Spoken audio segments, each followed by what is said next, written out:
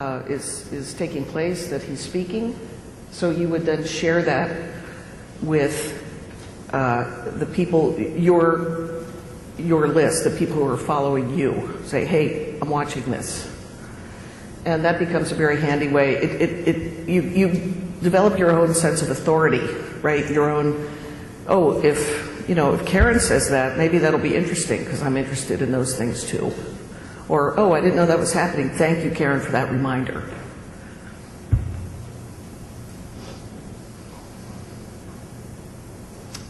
I can't read the, oh, reply. Okay, as I mentioned, you can, if you hit the reply link there, you get a tweet, again public, back to CNN Live. They may or may not be following you. And you can say, hey, I love this coverage, more of it please. Or, hey, the video was, I couldn't see it, I could only hear it. Whatever it is. Believe me, entities are following those replies when they get them. And they get them because it has their Twitter handle in the address. So they see that as coming in as addressed to them. And more often than not, entities respond when they see these direct notes. I think this is what we've settled on as the simplest way to describe what Twitter is. It's not exactly a social network because it's not one-to-one with people you know. You may get to know people on Twitter or through Twitter, but it has a broader information network aspect to it that people seem to find compelling. Here's an example. One of my colleagues put this together last summer. I don't know if you remember, but some of you may have been in it, actually. There was an earthquake on the eastern seaboard around D.C. and up into the states north. So this is actually graphs of Twitter notes, mentions of hashtag earthquake on that day, last August, right? And you can see how they all went up and to the right. They all peaked as people were saying, did you feel that? And USGS says this about it. And on TV they just said this. And in my neighborhood that happened. And I heard this and I felt this.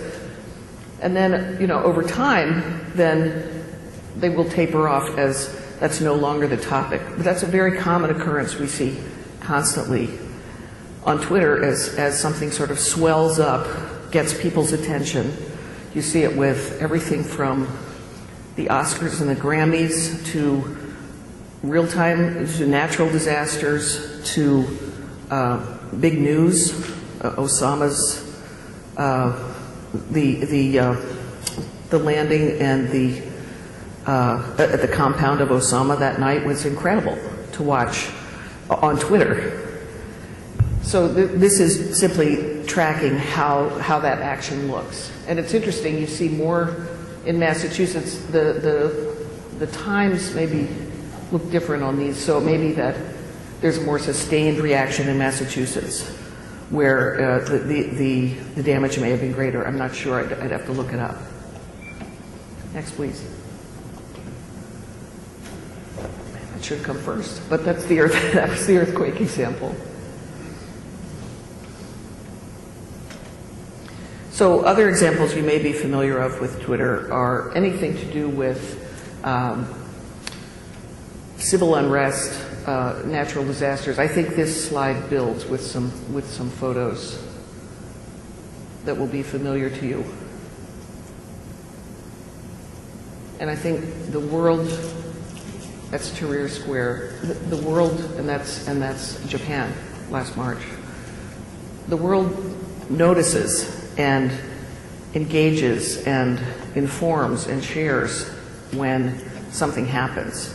And increasingly it's the case is that people are sharing that on Twitter. Often if the internet goes down again, we have a device that can be used as an SMS for SMS short codes. And so this is a way that they may not have computers, they may not have Ethernet, but they can they can tweet something, even if it's just a picture. So a few interesting practices have grown up over time with Twitter that, again, weren't necessarily planned for in the beginning. One of them is to have a Q&A session on Twitter. So the best way to do this is to announce a set time. I'm going to be answering at this time in this time zone. Send this hashtag so that I'll see the question. Send me the question, and I'll answer as many as I can during that time, or a set day of the week, or whatever it is. There are variations that you can use. And people are finding, I mean, there's hardly anything that could be more direct than this, and also the fact that the answers are then shared and broadcast right throughout the Twitter network.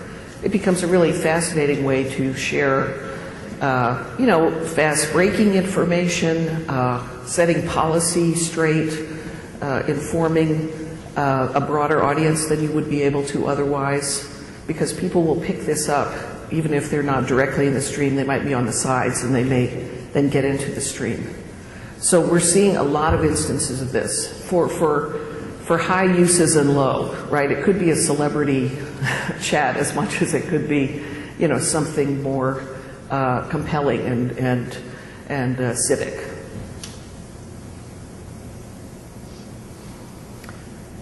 Live tweet would be example here. When the G20 were in France, or this London Cyber was an event, for example. So someone can be acting in a certain way as a Twitter reporter and say, I'm going to send you, obviously not everything that's said, but here are the key lines. Here was an interesting thought from the speaker. Here was, the next one up is so-and-so. You can see this. I think it started, to be honest, with the tech business, which is so obsessive around, Steve Jobs giving a Macworld keynote or something like that. But it's grown out from there to be, let me tell you what's going on as if you were here. And it kind of ties to one of our main thoughts about Twitter, which is Twitter brings you closer. You might not be at London Cyber. We probably were not at the G20. But here's someone telling you from in the room, on the ground, what's happening. Again, Twitter lets you go behind the scenes. You see things if you're, I say watching Twitter. That's how I describe what I'm doing with it. You see things you wouldn't see otherwise. A pool of the official photographers might not have this for you to see for days after. But here's Sarkozy and Merkel talking as they're walking down the hall together to go on stage. Here is William Hague at this London Cyber Conference, before he talks. There's certainly plenty of action shots that people do. We've cited things from, backstage at an award ceremony. Here's a NASCAR driver sending a picture from inside the car, that sort of thing. It becomes a really compelling and interesting way to see more than you could see from some more, sort of official staged channel.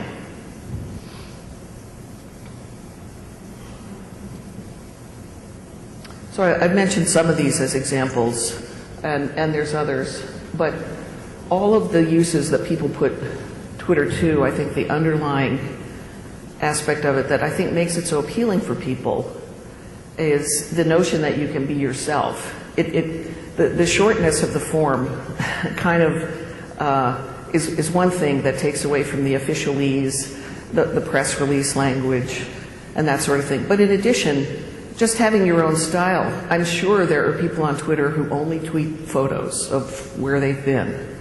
I'm sure there are people who are deeply into puns and only do that. People have all kinds of ways of, commenting, observing, bringing us along on whatever their journey happens to be. And at the base of it, it is to truly be yourself, whatever the instances in which you're using it. We're already at the end.